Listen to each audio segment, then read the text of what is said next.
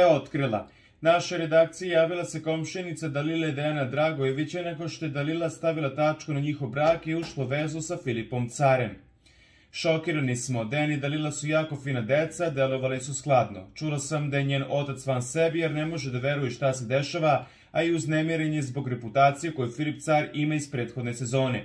Priča se po šepku kako je jedna devojka iz Loznice bila smrtno zaljubljena u Dejana, kako je obilazila hodžu, koristila one trougliće koji se zakopavaju u zemlju, moguće je da je iskoristila priliku sada kada se rodila nova ograda i kopala zemlja ispred kuće da je tada to zaturila. Dalila je čak i sumnjala da nešto i nije kako treba, otkrila je komšinica koja je želela da ostane anonimna i dodala kako je ta devojka tvrdila kako će Dejan kad tad biti njen i da će ga Dalila ostaviti. Kako navodi komšinica, ova devojka izgledom izuzetno podsjeća na Dalilu.